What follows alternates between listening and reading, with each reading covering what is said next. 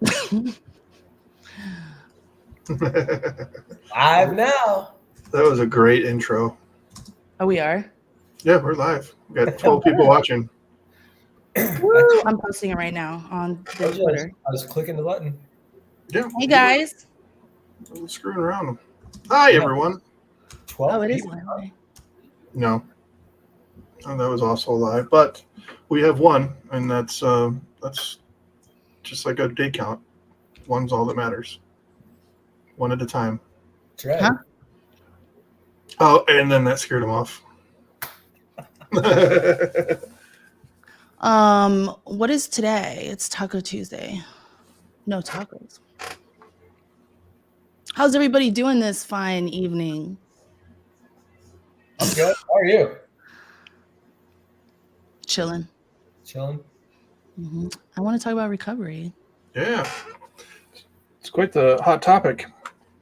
What do you guys think? Does anybody in the viewership, oh, you like that, want to ask us any questions or any topics they're thinking of? Brought my crayons. Yeah. So, as mentioned it before we went live, I want to just thank everybody who listens to this later on. I hit 200 subscribers on YouTube, so I'm very grateful. Thank you very much. It's quite the milestone. Adam, did you share this on your page? I did. Okay. But I am the least popular of the three of us. Probably because I'm. Oh, don't be sad like that. Don't you say that. God. Don't you say that. But I'm also the biggest dick out of the three of us, too. So. Oh, no, you're not. Well, I want to be the biggest dick. I own it. So.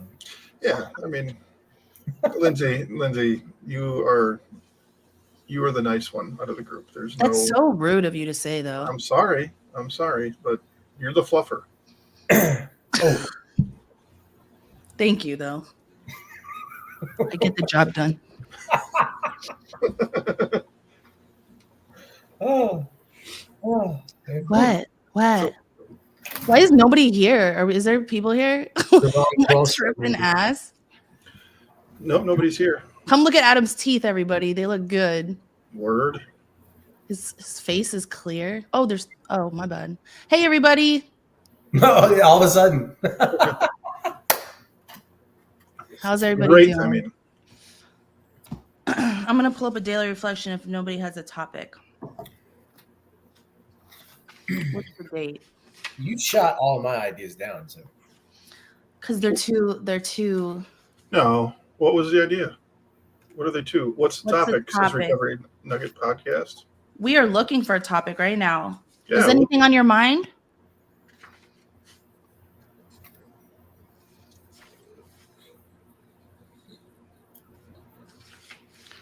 Nothing. Well, like, what's the date? You know, something happened today. I'll talk about that while you're. It's still the 6th of February. Sorry, I didn't mean it to sound like that. But anyway, so this guy comes in from court because my facility where I work is right across the street from the courthouse, or same parking lot, whatever. He comes in. He's got all kinds of attitude. He wants to sign up to do drug testing, and he said he's a truck driver. He doesn't have time for this, and blah blah blah blah blah. Given a little bit of attitude for somebody that has no control over what you're doing. We just do what the courts ask you to do. And so he kind of came in and he had an attitude, and his paperwork said that he had to be randomly tested twice a week. And I tried to explain that to him. And he's like, well, can I just come in twice during the week? And I'm like, well, no, that's why it says random. And he's like, well, I work. I'm not going to be able to make it. You guys' hours are this and that, and that's not going to work for me. I'm like, look, if you want to sign up to just come in and walk in and do drug tests, I will sign you up and I'll take your money. And so finally we got him signed up and he left. And a little while later he came back and he talked to the lady that I work with. She's an older lady. And he came back a little calmer. And the way she treated him was such a great thing to see.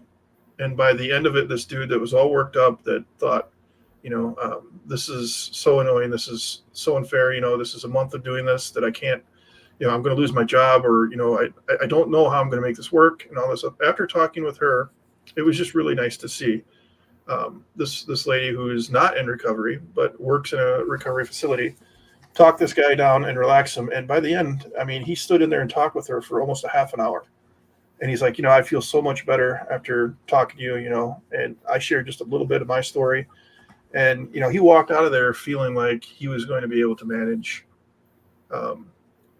getting this done and these things that he has to do to get done. And just that little bit of kindness, I was kind of frustrated. So I apologized and shook his hand and said, look, we had a lobby full of people. I had like 4 other guys waiting to be drug tests behind him, and he's just arguing about everything. And so I apologized to him, but he walked out a better man, and that just shows what a little bit of kindness can do. And that, I think that's why I get, I don't back down from the internet bullies, that somebody comes in and they're having a bad day, or they're talking about something that's uncomfortable for them, and then people jump on their, did you do this? Did you just, well, you should have done this or this. Just a little bit of kindness can really turn somebody's day around. And it was such a great thing to witness tonight, from the outside. Stress is going to happen or whatever. And he was kind of being a douche with me, but a different person was able to spin it. And that's fucking awesome. That's cool. I mean, the compassion that, we show people when they're going through that, because, this is a sick man. How can I help him? How can I be of service to him? And usually does the trick, and you probably gave him hope, it's important. Well, you don't give yourself any compassion. I know I didn't. I mean, I can't speak for everybody, but I know I was not giving myself any fucking compassion. No, I didn't even know what that was, or realistically, but people showed us compassion when we came in, right? Yeah. I'll never see in that little thing, that little bit, I remember walking into treatment. I just left there a month prior, and I came back after the worst month of my life. Like, those 30 days in between leaving the first time and coming back the second time were the worst 30 days of my life. That was, a half dozen or more ER, waking up in the ER, being intubated, blood alcohol content 0.46. Like, it was bad. And I came in and I must have looked like 10 rows of shit. And these guys looked at me, and like the look on their face first was like, oh no. But then it was just nothing but love, and I, it was really rough for me. But if it wouldn't have been for that acceptance and that compassion, who knows what would happen. Yeah. Very, very true. Yeah, because we are fighting everyone, fighting ourselves, fighting whatever, right? When we come in, we're just angry usually. I mean, most of us are, right? I don't know of too many people that came in pretty happy to treatment or the rooms, I was that guy that you just talked about, but probably worse. And I wanted to be sober, but I still just remember just being so at odds with everything and just so angry, and it's all built up. And I wanted to blame everybody else, and it's everybody else's fault. And when I go in there, these people don't know crap. They're not going to be able to help me. Like, it's going to be the same old crap. And then someone like just holds space for me and asks me how I'm doing, and simple things like that shows me compassion. And it's like, dang, man, like, that's what it's all about, because that's what turned my, not mood, but started turning my outlook around, my perspective, and like, maybe I can do this. Mm-hmm. Maybe people do care, because I thought nobody cared. I really did. So those little seeds, the little nuggets. Yeah, I had a woman come in the other day that was just beating the hell out of herself. She was probably intoxicated, to be honest with you. Mm-hmm. No, let me rephrase that. She was intoxicated. And she had just gotten out of treatment a couple of months ago or whatever. And she's like, I'm so stupid. Mm-hmm. I am such an idiot. I am so dumb. I'm just a fuck up, and saying all these things. And it's like, what's really cool that I can say for another week or two is I can, when clients come in, I'm like, you know what? I was in jail a year ago today. Mm. and look what I'm doing. You know what I mean? Like I'm working in a treatment facility. You know, and the beat in, I was in jail for something that happened 2.5 years prior. I should point that out. So it took them a minute to finally decide to punish me for that. But yeah, I was in jail a year ago, and now I'm working in a treatment facility as a recovery coach. So things can happen in a hurry, and I always follow that up with, it doesn't happen in a hurry for everyone, but it can happen before you expect it to. That's absolutely right. Yeah. Absolutely. Oh, I like what Chad said. You never know when it's going to take for someone. Nope. And we can't be frustrated when they don't get it. You know, it's totally counterintuitive of the nature of this whole thing of addiction, you know? Yeah. Yeah. Have you guys ever tried to work with somebody? I know, Lindsay, in your field, you probably have. But have you tried to work with somebody and tell them something, and then you think, oh, this is going so well? And then. Yeah, all the time. Yeah. I get a lot of resistance. So I've got friends like that, you know, that I was in treatment with who are still kind of playing the yo-yo game of sober for a little while, then, you know, fuck it and back to drinking, then sober for a little while. But this one guy in particular will call me up and I know that he's been drinking because when he calls me at 1:30 in the morning, he's been drinking. Yeah. That's just, and it's usually to whine and lament and, you know, I fucked up again. Yeah. And I've kind of gotten to the point where I just let those go to voicemail now, and I'll call him back in the morning. And, but I keep providing him with other options that I come across, and, you know, just I don't judge him. You know, he keeps saying, "Oh, you probably think I'm a horrible person." Like, dude, we shared a room in a rehab. No, I don't think you're a horrible person. I know all your dark secrets. I still love you. So, so do you think that means, you know, that he wants it? And because I know for me, like, once I wanted it, I would do that. I would drink and I'd call and text people. Yeah. And I would ask those kind of questions because I wanted it. I just didn't know how.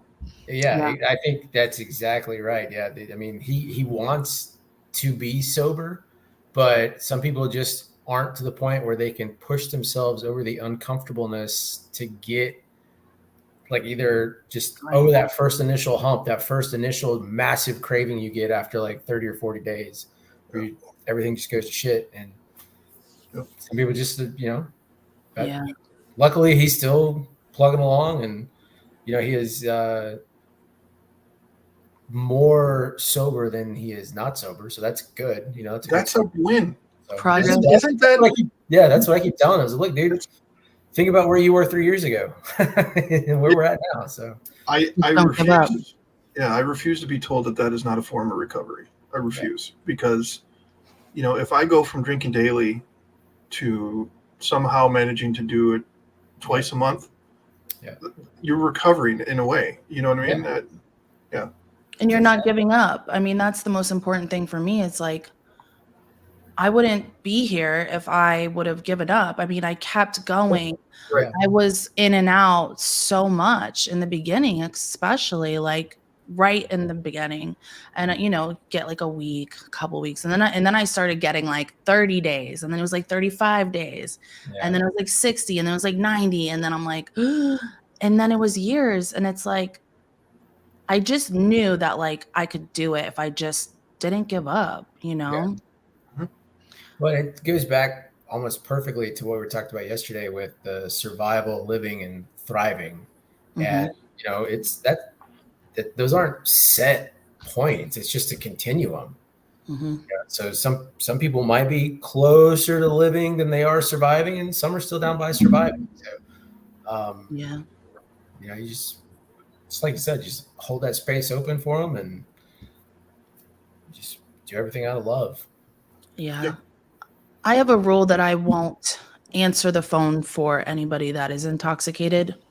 I mean, clients, of course, but I think like when I had it, they wouldn't even remember what I said. But I mean, I would try to at least say, hey, I'll talk to you tomorrow or something. Because I've not been able to get anything through. I don't think any of us have been able to someone that's intoxicated, you know, but the next day I'll do my best to try to help, you know. Yep. So let's say you're the person giving the advice, and you're, whether it be family member or fellow, alcoholic, addict, or whatever. What do you guys have to say to the people that are trying? Because we might have people that are listening that aren't in addiction themselves. Mm-hmm. I had, a mom and dad come in with their son the other day to do the intake, and they're trying to do everything that they can, right? They're working as hard or harder than this individual is. Mm-hmm. So, I know for me in the beginning, I'd try to work with people, and then when they'd fail, I would take that on myself. You have to develop a callus there where it's like you give, you know what I mean, but you can't hold on to their problems too, right? That's Mm-hmm. right. Yeah, for like the family members. Yeah. I don't know what it feels like to have a close family member go through that, but I mean, obviously with friends and everything over the years that I've met in the program, and people that I knew back in the day that contacted me wanting help, and that was pretty cool. But I'm fortunate that it's been nobody really close to me, because I wouldn't be able to help them per se. Like it's too close for me. I'd have to have someone else help. And that's how me and my friend Fran were talking about that the other day. It's like, yeah, it's too close. And I'm like, exactly. And that's why when my friends ask for help, I don't recommend they go to the treatment center and where I'm at. I don't ever do that, But I don't know where I was going with that, but just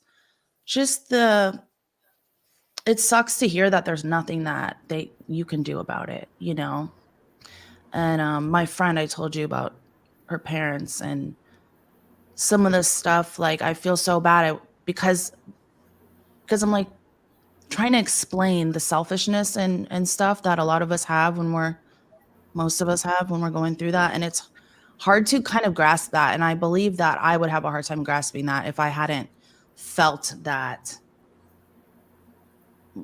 just selfishness, lack of caring about anybody but myself. And it's terrible to hear that it's not personal, but it is the truth. You know what I Yeah. mean? So I think there's a lot to that. But That's a good, I guess that could be a really good topic, but mm-hmm. I always had trouble identifying or understanding how, especially when you get into a treatment center or something, how they talk about the addict, the alcoholic, how selfish they Mm-hmm. are, like how it's a selfish problem. Yeah. And I'm sitting here, I rack my brain and just try to think, I'm like the most giving, caring person there is. Right. And no one could really ever explain, like, well, no, what you're doing is taking from others. You're taking everybody else's energy just by the fact of you continuing down this path.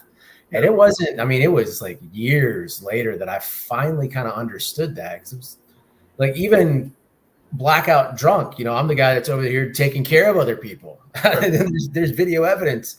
But it just, I think trying to explain that to somebody who is in active addiction, or explain that to the parents of someone in active addiction, and just it's hard to get the person who you're trying to help to understand that. Mm-hmm. It wasn't until somebody put it to me in terms of you're sapping their energy, like, and then I finally saw it in my parents, and it kind of clicked. So right.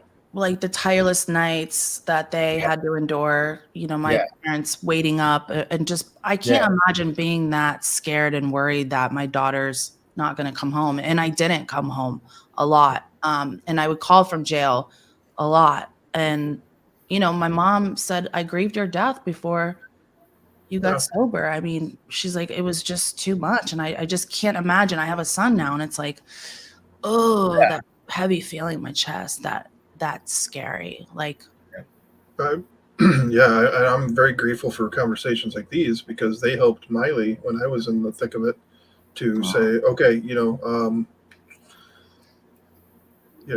you can't be here anymore. I can't worry that you're going to be out drunk driving somewhere, passed out somewhere, or not knowing where you are. I can't do that anymore. So you can't be here anymore. And I'm very grateful that people had these conversations so they could explain that to her so she could make that decision. And it was the absolute right decision. There's zero animosity whatsoever. I'm fortunate that things worked out, but she did the right thing, and I hope other people out there can realize that that's sometimes what you just got to do. Yeah, good point. Yeah, Good that point. that one. I mean, it's kind of hits really personally because part of, I guess, I don't want to say my beef, but when I got divorced, my ex-wife at the time could not understand why my parents allowed me to live with them. They're saying, what do you want us to just let him go live under the bridge? And she was like, yeah, if that's what it takes. But I mean, she was coming at it out of spite and anger and just venom, spit and fire. Yep. And they're like, absolutely not. He'll live here. And I mean, it was probably worse living here for a while. Sure. But yeah. So yeah, my parents enabled me. I mean, and I understand why. I manipulated them very often to this, I'm changed. I have a plan. I'm going to do this. I'm going to do that. And I did it every single time. And it was almost like suckers, like every time. And that was Lindsay under the influence. Yep, exactly. I was going to do whatever I had to do to keep living that way. I wasn't going to give it up. Yeah. And that meant, freaking everybody out, scaring them, thinking that I'm dead every night. All of that stuff that I didn't realize the effect that it's having on everyone around me until years later, like Adam was saying. It's wild to be able to come to that understanding of like, holy cow. Like, yeah. And I think we have to take enough responsibility. I think some of us, I don't want to speak for other people, but I've seen, people just not want to talk about the past, not maybe like make amends, and then that's it. And then I expect you to forget about everything. And that's not right. You know what I mean? Like, I said that to my friend Fran. I was like, I really want to stress that, like, I hear a lot of us getting upset when someone brings it up. Like if our parents are like, hey, are you high? And it's like, how dare you? I remember doing that. Like, this is the reason why. And like just exploding. And it's like, slow down, like this is part of it. Like I have to earn my trust back. And really, I did some really, really nasty things that I got to prove myself, to more than one person. Yeah, so. Exactly. I had a good therapy session this morning with my new therapist. Yeah. And so I was feeling a kind of way, emotional. Yeah. So I sent a text to my kids. They're 11. And my son, when he got out of school, about 3:30, sent me a message like, "Dad, did something happen?" Mm-hmm. And they got the emoji, like the eyes. Yeah, and that's like, and I knew what he meant. He thought that maybe because I had said what I was saying, that Dad might have drank. Yeah. And I was like, no, buddy. I'm like, but that was the gist of my post. Like, no, it did not. I just wanted you to know that I wanted you to be able to talk to me about things like that. And you did just that. So thank you. Whenever you have questions about anything that went on or concerns about past or present, I want that door to be open because I didn't have that door with my parents. And so even my 11-year-olds, I still get questions from my 11-year-olds like that for sure. Yeah. It's going to be interesting to me as Adeline gets a little bit older. She's extremely observant. And she already picks up on the fact, I don't know how much her mom has told her, but she notices that I don't drink, but that other people do. She's never really said anything. But it's going to be interesting in the next few years how those conversations go, because I'm going to be straight up open and forthcoming about everything. And I think had my parents been like that with me, because I didn't know about the family history that I have until like literally the day before I went to UGA. So like I'd already gone from high school to a military academy where there's absolutely no partying at all. Come back home and they're like, hey, by the way, your grandmother is a raging alcoholic. That's part of reason why she died. I was like, oh, okay, cool. And here I go off to rehearsal for Red Coats. And I've joked about it before in the past, the marching band, the Greek culture has nothing partying on band culture. And so I went straight into like the deep end with lead weights around my waist as far as drinking goes. And had I grown up knowing about the risks that I do have, things might have turned out different. At least from an alcohol standpoint, I think. I don't get caught up in that debate because I firmly believe that there are lessons that I had to learn that I would have had to learn in some form or fashion that were related with drinking and recovery and sobriety and everything. So as far as I know, this was the best option for me to learn those lessons, at least the best route. Absolutely. I'm interested in the conversation I'm going to have with my daughter in the next few years. Yeah, I'm right there with you. Yeah. I'll be after you a couple years, but I was told all the time, your dad was an alcoholic. He was sober 19 years when he finally relapsed when I was like 21, and he got sober again. But it turns out we are exactly the same type of drunk. It was wild, and I had never seen him drunk until, he had relapsed. But my mom they never drank in front of me. Like my mom didn't, she's maybe drank a couple times growing up. It didn't keep it in the house. Always told me like drugs are bad, alcohol's bad. It runs in your family. Like my dad's whole side of the family, death from drugs and drinking and driving, prison, all that. And then mental health on my mom's side. And so, that was fun. But, just, it's like none of that mattered because I still went through what I went through, It's just crazy to think about it, but that's not evidence. You know what I mean? That's just hearsay, just like in a court of law. One of my favorite quotes is, and I don't know who said it first. I've heard lots of people say it. But it's things happen the way they did, and they couldn't have happened any way else because they didn't. True. If they were going to happen another way, they would have. So right. I'm super grateful for all my challenges, I guess you could call them, right? Yeah. Challenges.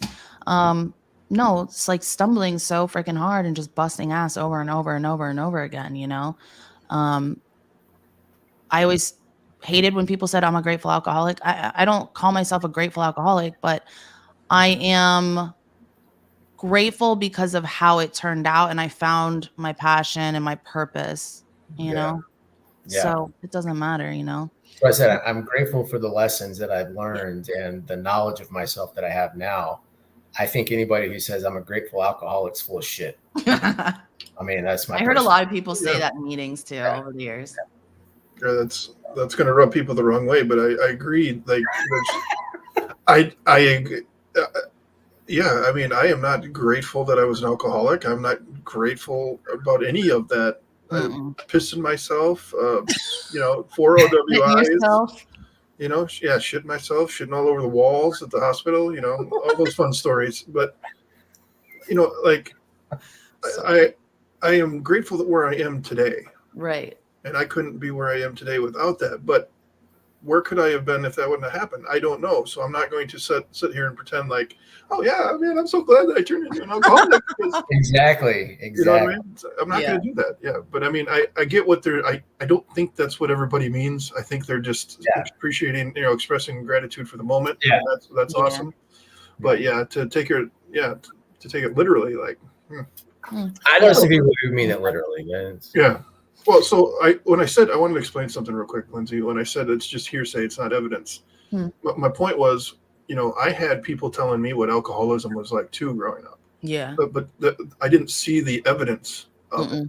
I didn't see all the drunkenness and mom's in jail. I didn't see all these things. Yeah. So without seeing it directly, and I'm not saying that would have changed anything. Right. I'm just saying, like, that's kind of what I meant by that. Right? Yeah, like it's weird. Absolutely good point.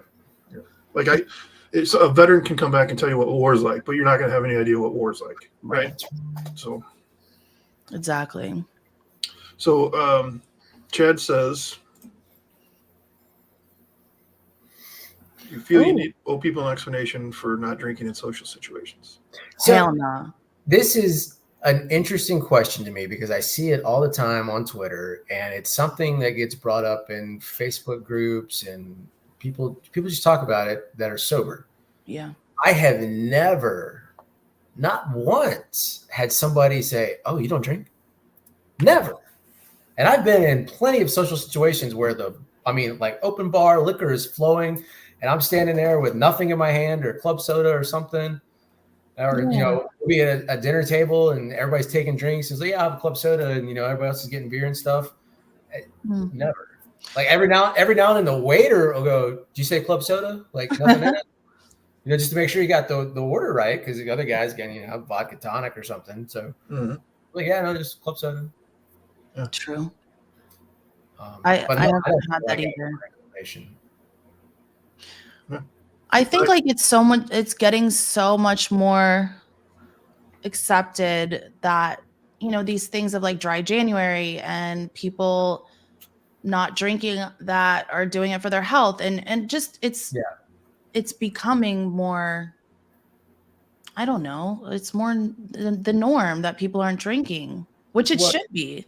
I can't remember if we were live yesterday or not when we started talking about this, but I think society is going through a shift right now. And I think that is part of the shift where it's becoming the awareness of, addiction, recovery, sobriety.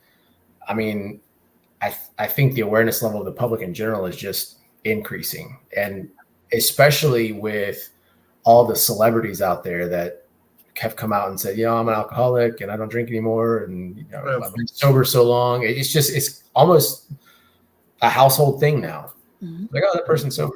Oh, cool. All right, whatever. Yeah. I think it's cool. Like, I thought recovery was cool, and that people that have overcome this struggle were cool. I mean, I thought drinking was cool when I was young, and then I found out it's not. But then I just admired that. Sorry. No, I think drinking's cool. If I could do it normally, I would do it. Right. Oh yeah. It's not cool because we fuck shit up, but it would be cool if I didn't. Yeah, I mean, I know I can't because I fuck shit up, like you said. Like, I'm not cool when I'm fucked up. Yeah, I mean, nobody likes me anymore. Not anymore. That goes back to the hearsay and the evidence. The evidence that I have is remembering all the good times in my 20s. That's stuck in there. Ooh. Remember? Question. What we got? Oh, sorry, I didn't mean to interrupt you. I got excited. No, that's all right. Throw it up there. What is it? Oh, here. Got it? Hi, Sean. Hey, Sean. Sean? I like Sean. How do you feel about non-alcoholic beer? Just curious because there are starting to be a lot more of them. Yes. It's like becoming really big. Like on Instagram, I see a lot of mocktails. And I'll shut up in a minute, but what was that? You okay? I'm not going to pop over. Sorry. I thought you were going to fall over or something. So at my job, Fran and another one of my friends and their boss actually went to a client's house and had like a mocktail tasting kind of party, non-alcoholic mocktails, and they made them, and it was really cool. And I was like, wow, because that's so controversial. But the girl got really into it, and it seemed to be good, a good thing. Like, and I always was very against it, but I never really knew why I was against it, but because people had said they're against it, right? Yeah, I was gonna say, I think it's got to be dependent on the person and their, we'll just say their comfort level with their sobriety. They know where their limits are, where their boundaries are, that they can't really push. Because I know some people that would be too much like the real thing and set off cravings. Personally, I don't care if that's something you want to do. Go for it. Yeah. I don't drink them just because I don't really like beer that much. Me too. And it's hard to make a non-alcoholic mojito, you know. So I don't know. I when it comes to non-alcoholic beer, like how do you feel about non-alcoholic?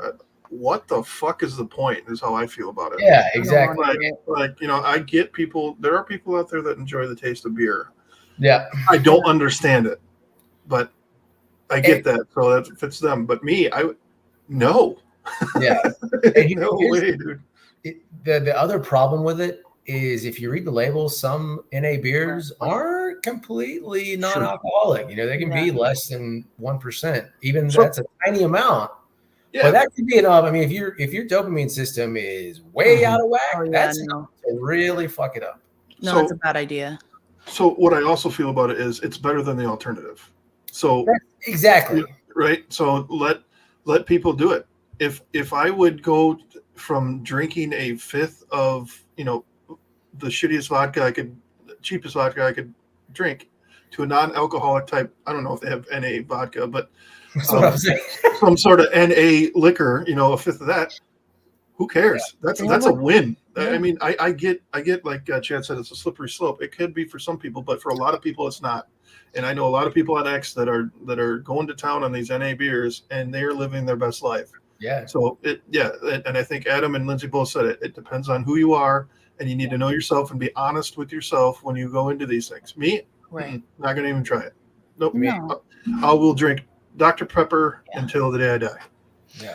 I didn't drink mixed drinks when I drank. I took shots because it was the most effective way.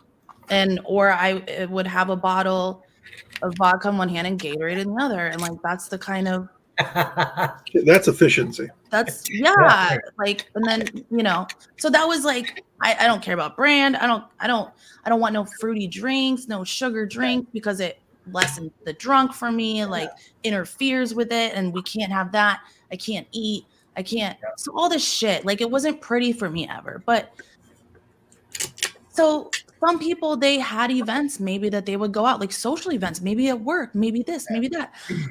I always judged that, like with my early sobriety, because I would hear people in meetings or treatment center or whatever. And it was always the same answer that, you know, well, you could be this or you could be that. And I get it. And I understand maybe even early sobriety, I that could be something maybe to stay away from. I don't know, because I don't want to say, because I really don't know. I didn't do it. And even if I did do it, not everybody's going to have the same reaction as me and the same intentions and motives. Cause like I can seriously have good intentions of doing something. Yeah. Like not for whatever reason to get fucked up. Yep. And someone else, same exact thing. It's opposite, you know? Yeah. I'm like with you. I was never the guy that would just show up at a barbecue and have a beer. I'd already had 10 or 12 shots before I got to the barbecue and had a beer.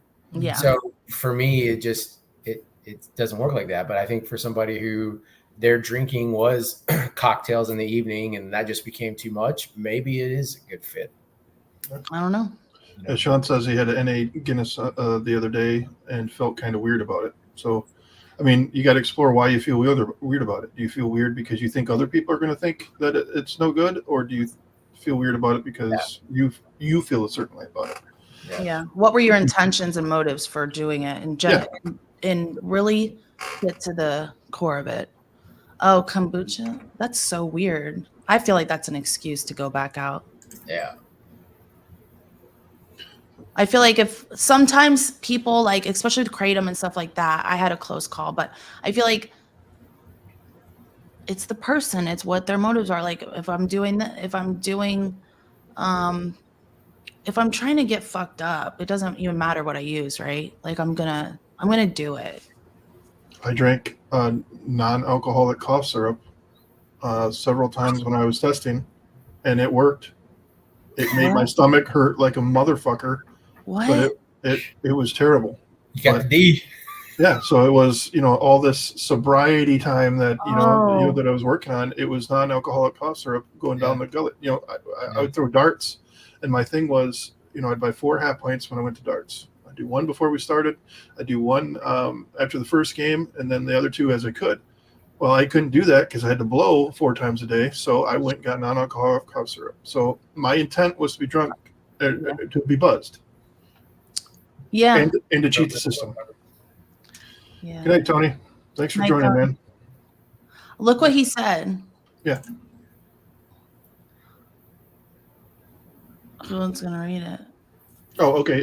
By just plain denying oneself alcohol, drugs do not address the psychological aspects. Same as people who are on constant diets, psychology need to be addressed, not just simply denied. I think he's correct. Absolutely. Yeah. It's just a symptom, right? Like I think it's like preaching to the choir right here. Yeah, that's what we've been really kind of hitting on every time and making sure to talk about it in some form or another, right? Yeah, absolutely. There's alcohol and then there's the ism. So you take away the alcohol, you still got the ism, right? And I had a cool acronym for that, and I don't remember what it was, but the alcohol is just there, and you put the 2 together to get alcoholism. But if that ism is still in there, it kind of reminds me of schism, that Tool song. But anyway, I drank to deal and cope with things that I couldn't cope with. Like there were things in my mind. It wasn't the alcohol that made me that way. I was that way, and I was trying to deal with that through alcohol. Yeah. Could be anything. Could be anything.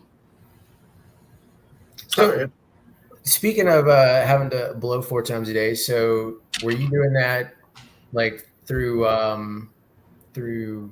probation, or were you using a third party?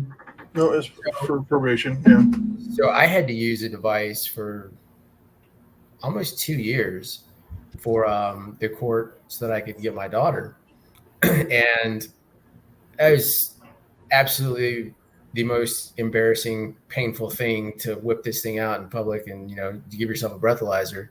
But as much as I hate to admit it, I think doing that and having that daily, constant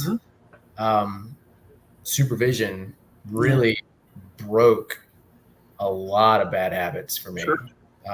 Especially trying to hide it, because with the one SoberLink, the brand SoberLink, I tried to fool it. I couldn't fool it. There are other ones I could totally fool.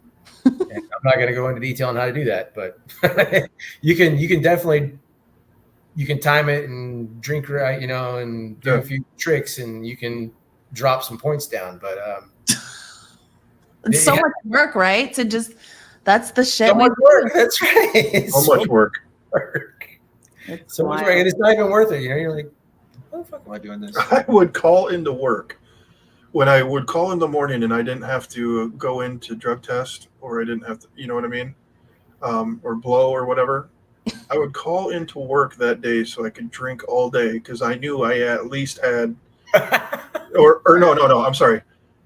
After when my number would get called, that's what it was. I would go in and test, and then I'd go home from work early so I could drink, because I knew it'd be at least 2 days. Yep. So I could get fucked up that night. Yep.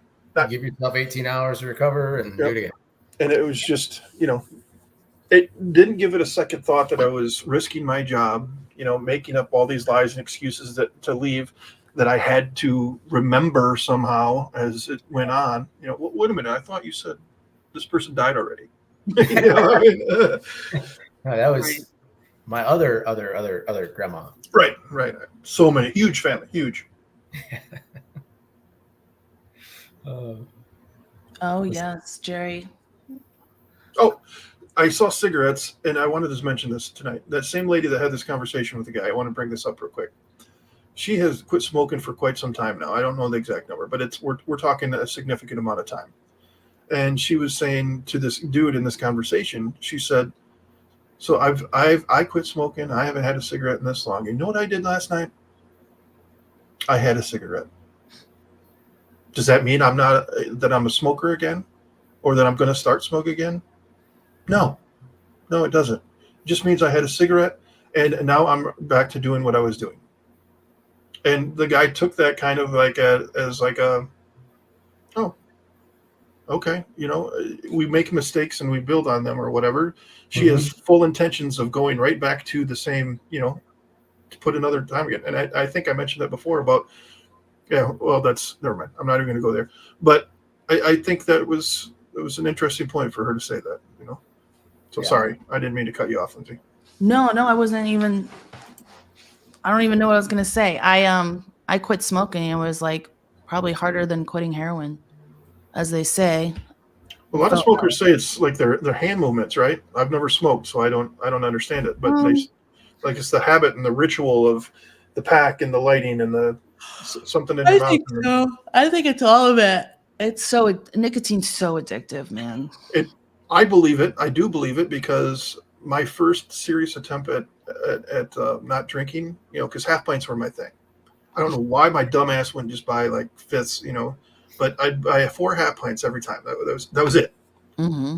And so I remember I had, I don't know, a week, 2, maybe somewhere around there, maybe a little bit more. And I went down in the basement where I always drank here. And I got down to the foot of the basement where I always drank my first half pint. And I went through the motions, did everything, the whole thing. I felt something. I know I felt something. And so that's the psychological. I started to bring this up earlier. I don't remember the exact what we were talking about, but there have been studies done on the placebo effect and being drunk.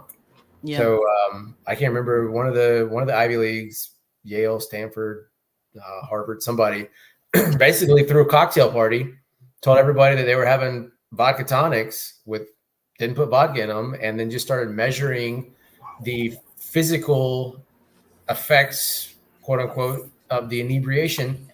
And people are stumbling around, getting loose, having a good time, acting all drunk, and no alcohol whatsoever has been served.